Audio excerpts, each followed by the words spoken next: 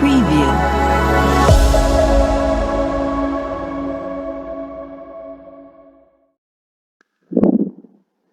तो अस्सलाम वालेकुम सर। सर हमारा जो प्रोजेक्ट है वो हाउस रेंट प्रिडिक्शन पे है कि हम जो मशीन लर्निंग का कौन सा मॉडल यूज़ करें जो कि मतलब अच्छी एक्यूरेसी दे उस पर सर। इसमें हमने सबसे पहले जो स्टार्ट किया वो अपने पैंडास लाइब्रेरी इंपोर्ट की है। उसके बाद हमने डेटा सेट जो ये कैगल से हमने लिया था और ये सारा काम हम जुपिटर नोटबुक पे कर रहे हैं। हमने डेटा फ्रेम से जो है अपना डेटा फेच किया, डेटा सेट फेच किया और ये उसका जो हमारा ओरिजिनल डेटा सेट था, जो उसका फर्स्ट लुक है वो ये सिंपल हम डाटा ही दिखा रहे हैं। इसको हम दूसरी सबसे मेन चीज़ ये कि मुझे एक लाइब्रेरी मैंने पढ़ा था उसके बारे में, पैंडास प्रोफाइलिंग के बारे में। तो उससे मैंने प्री एनालिसिस इसकी लाइब्रेरी क्रिएट की भी। उसको मैंने कमेंट इसलिए किया हुआ है ताकि वो जब मैं री रन करूँ तो वो दोबारा से क्रिएट ना हो जाए। तो उसकी ये जब मैंने रन की है तो इससे मुझे पूरी रिपोर्ट मिली कि मेरे कौन कौन से जो हैं वेरिएबल्स जो फीचर्स हैं वो उनमें रिडंडेंट डेटा है और बाकी सब चीज़ें आउटलायर्स कहाँ-कहाँ हैं, कहाँ नहीं है। यहाँ सब मैंने अपने डेटा टाइप जो है वो चेक कर रहा हूँ कि कौन-कौन सी डेटा टाइप्स हैं और क्या अगर कोई डेटा टाइप मिसमैच है तो उसको सही करना है कि नहीं। ये मैंने अपना डेटा डिस्क्राइब किया कि सारा उसका काउंट, मीन और हर चीज़ जो मतलब बता सकते हो ये। रेंट मैंने देखा है और जो बीएचके यहाँ जो है वो नंबर ऑफ रूम्स हैं, मतलब इंक्लूडिंग नंबर ऑफ रूम्स और जो हमारा टीवी लाउंज एरिया होता है ये उसका including according to the data set description वो ये सब चीज़ें मिनिमम और मैक्सिमम ये सब करके उसको मैंने इवेल्युएट किया है। उसके बाद ओके सो यहाँ सबसे पहला काम जो मैंने किया वो रीनेम किया अपने डेटा सेट के कुछ कॉलम्स को, जैसे बीएचके, क्योंकि हम पाकिस्तान के लिहाज से अगर डेटा सेट देखें बीएचके यहाँ कम यूज़ होता है, तो इसलिए ये ज़्यादातर क्योंकि इंडिया का डेटा सेट है और बीएचके यूजली यहाँ नहीं यूज़ होता है। यहाँ नंबर ऑफ रूम्स हम ज़्यादा यूज़ करते हैं। साइज़ को हमने मतलब थोड़ा मैंने और क्लियर करने के लिए साइज़ हमारे पास यार्ड्स में भी हो सकता है, स्क्वायर फीट में भी हो सकता है। तो इसलिए इसको मैंने स्क्वायर फीट में किया था यहाँ चेंज करके, तो इसलिए आप देख सकते हैं ये है। दूसरा posted on a bit confuse term है क्योंकि यहाँ हम मतलब पोस्टेड हम 2 तरह से ले सकते हैं, या तो हम डेट भी ले सकते हैं या हम प्लेटफ़ॉर्म ले सकते हैं उसको। इसलिए मैंने उसको डेट ऑफ पोस्ट कर दिया है। रेंट जो है क्योंकि मैंने आपको बताया कि ये इंडियन उसका था डेटा सेट उठाया और इसमें क्योंकि अगर डेटा सेट देखेंगे तो आपको इंडियन सिटीज़ मिलेंगी। तो इसलिए मैंने उसको थोड़ा और क्लेरिफ़ाई करने के लिए यहाँ अपनी कंट्री के लिहाज़ से इसको रेंट इन रुपीज़ कर दिया। तो ब्रैकेट मैंने उसको रुपीज़ कर दिया ताकि और क्लेरिफ़िकेशन हो जाए। ये डाटा इन्फो सारी फेच की कुछ चीज़ें देख के उसके बाद मैंने डेटा टाइप जो है वो चेंज की यहाँ। अब डेटा टाइप थी हमारे पास पहले प्रीवियसली देखा होगा आपने, तो वो स्ट्रिंग में आ रहा था, ऑब्जेक्ट डेटा टाइप जो होती है उसमें आ रहा था। उसको मैंने उसको डेट टाइप में किया है एस टाइप यूज़ करके।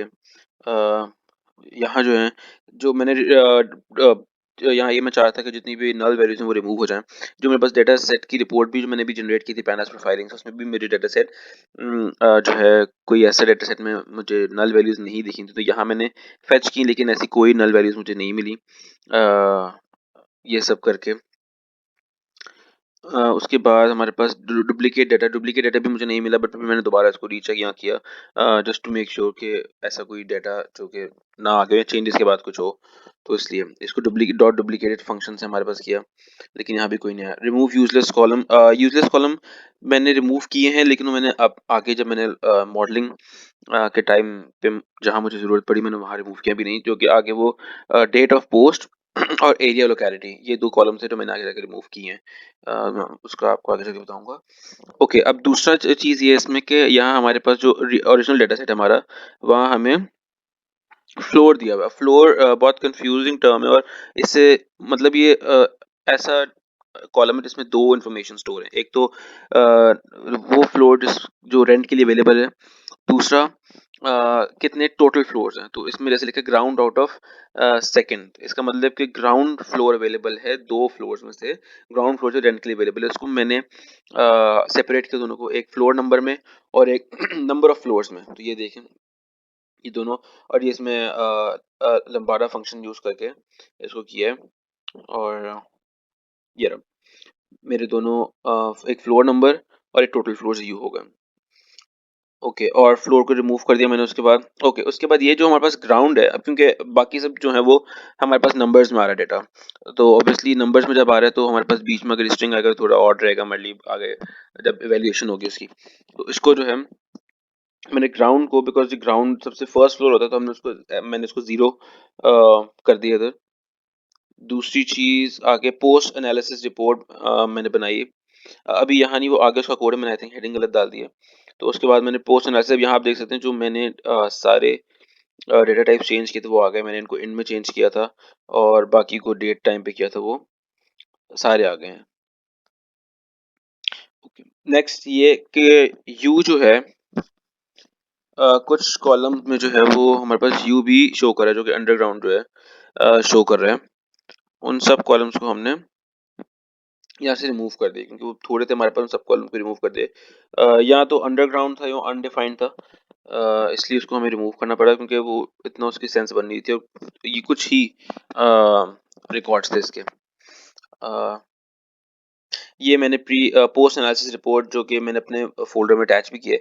इससे ये पता चलेगा कि मैंने जो फर्स्ट बिफ़ोर मतलब डाटा प्रिपरेशन से पहले जो मैंने काम किया है, जो काम नहीं था वो कैसी रिपोर्ट थी, मतलब उसमें क्या-क्या चीज़ें थी, क्या नल वैल्यूज़ थे, क्या डेटा टाइप्स थी, और उसके बाद जब चेंज कर दिया उसकी एक और रिपोर्ट, इसको मैंने अपनी रिपोर्ट में भी इंक्लूड किया है, और ये दोनों अलग एज़ अ पीडीएफ भी आपके पास होंगे उसमें। उसके बाद हमने सीबॉन्ड यूज़ किया, सबसे पहले मैंने इसका ग्राफ बनाया है, बार प्लॉट बनाया है, जो कि हमारे पास साइज़ और नंबर ऑफ रूम्स का है, जो ये दिखा रहा है कि कितने मतलब according to number of rooms क्या साइज है घर का, वो ये दिखा रहा है। उसके बाद इसी की थोड़ी आगे कैलकुलेशन है, मैंने यहाँ मीन निकाल के उसका नंबर ऑफ रूम्स के साथ किया है। उसके बाद रेंट का शो किया है, हिस्टोग्राम। यहाँ इस ये प्लॉट ये शो कर रहा है कि जो यूजुअली हमारी इस डेटा सेट में रेंट की रेंज है वो क्या आ रही है, तो इससे यही शो हो रहा है कि हमारे जो डेटा सेट की रेंज आ रही है वो बिटवीन 10,000, जो मोस्टली हमारे रेंट्स हैं वो बिटवीन 10 to 30,000 आ रहा है। उसके बाद मैंने ये सारी सिटीज़ का डेटा करके किया है।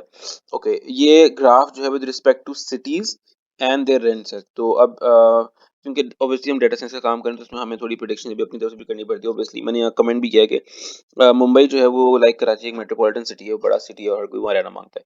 तो ऑब्वियसली वहाँ वन ऑफ द बिज़ीएस्ट सिटीज़ है, तो उसका रेंट भी सबसे ज़्यादा होगा वहाँ। ये मेरी असम्पशन है। तो मतलब हमारी असम्पशन है, हमने जब कैलकुलेशन करे थे तो उसकी वजह से हमने इसको ये असम्पशन उसकी की। ये 2 कॉलम्स हैं जो मैंने पहले ड्रॉप करने चाहे थे, लेकिन वो नहीं हुए उसमें, क्योंकि मैं नहीं चाहता था कि बाद में आके मुझे मसला हो। इसलिए ये वो 2 कॉलम्स हैं जो मैंने बाद में डिलीट किए हैं। ये सारे वो ग्राफ्स हैं जो कि जिन्हें न्यूमेरिक वैल्यू से उनके मतलब सबके जो हैं एक-दूसरे के साथ ये ग्राफ्स जो हैं आप देख सकते हैं बनाए हैं। थोड़ा और क्लियर करने के लिए ये सबके वैल्यू काउंट्स हैं, नंबर ऑफ फ्लोर्स और उनकी वैल्यू काउंट्स। लोअर फ्लोर है ये। जितने जो जो लोअर फ्लोर था मैंने उसको -2 से रिप्रेजेंट कर दिया ताकि न्यूमेरिक नंबर डेटा आ जाए, हमारे पास डेटा में इनकंसिस्टेंसी ना हो। उसके बाद हमारे पास आ गया। ओके, सो यहाँ जो है मैंने ग्राउंड सॉरी ग्राउंड फ्लोर को 1 से मैंने रिप्लेस किया सही। ओके, तो यहाँ मैंने जो है सारे एरिया टाइप्स देखे। हमारे पास 3 एरिया टाइप्स हैं हमारे डेटा सेट में, जो कि एक है super area, carpet area, built area. Built area जो कि एक नॉर्मल एरिया है, कारपेट एरिया से थोड़ा सा मॉडिफाइड एरिया, और सुपर एरिया जो एक मतलब लग्जरी एरियाज में आता है। तो उसके हिसाब से हमने उसका रेंट का प्लॉट बनाया ताकि हम और थोड़ी क्लियरिफिकेशन हो जाए कि हमारे पास सबसे ज़्यादा रेंट जो है वो किस में है, तो ऑब्वियसली जो लग्जरियस एरिया होगा उसमें होगा। Okay, okay. दूसरा अ, हमारे पास है, हमने फर्निशिंग स्टेटस देखा है। फर्निशिंग स्टेटस हमारे पास 3 है, एक तो फर्निश्ड, सेमी फर्निश्ड और अनफर्निश्ड। अनफर्निश्ड जिसमें हमारे पास कोई फर्नीचर के बगैर आता है, सेमी फर्निश्ड जिसमें हमारे पास कुछ फर्नीचर आएगा, और फर्निश्ड। इसमें मैंने इसका जो एक बार ग्राफ बनाया है वो ये शो कर रहा है कि जो रेंट है वो ज़्यादा कहाँ होगा, तो फर्निश्ड में होगा या अनफर्निश्ड में होगा।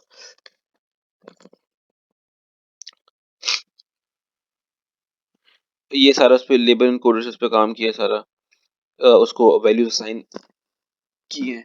ओके, उसके बाद जो है हमारे पास टेनेंट जो है, यहाँ मेरे पास एक और कॉलम दिया हुआ था जो कि मुझे यूज थोड़ा इतना काम का नहीं लग रहा था, बट फिर भी एक जस्ट टू मेक श्योर कि इससे कोई वैल्यूएबल चीज़ आ रही है ये देखने के लिए कि जब कोई टेनेंट जो है, लैंडलॉर्ड जो है घर रेंट की देता है तो वो कौन सा टेनेंट प्रेफर करेगा, आइदर वो फैमिली करेगा बैचलर्स या बैचलर स्लैश फैमिली।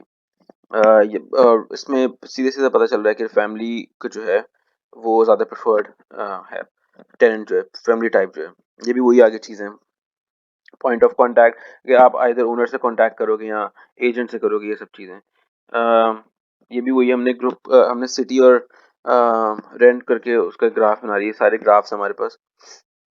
ओके, यहाँ हमने सबको न्यूमेरिक वैल्यू असाइन की है, मतलब जैसे मेरे रेंट थे उसको मैंने रेंज विद इन 0 to 1 की रेंज में मैंने दोनों को कर दिया है, तो ताकि आगे कैलकुलेशन आसानी हो। यहाँ हमारा मेन जो मशीन लर्निंग मॉडलिंग है, वो काम हमारा सारा यहाँ आ रहा है। यहाँ हमने क्या किया है, हमने सारी जो लाइब्रेरीज हमारी जो एसके लर्न है, लीनियर रिग्रेशन, हमने यहाँ 3 मॉडल्स यूज़ किए हैं। एक लीनियर रिग्रेशन, एक हमने रिमोट क्या कहते हैं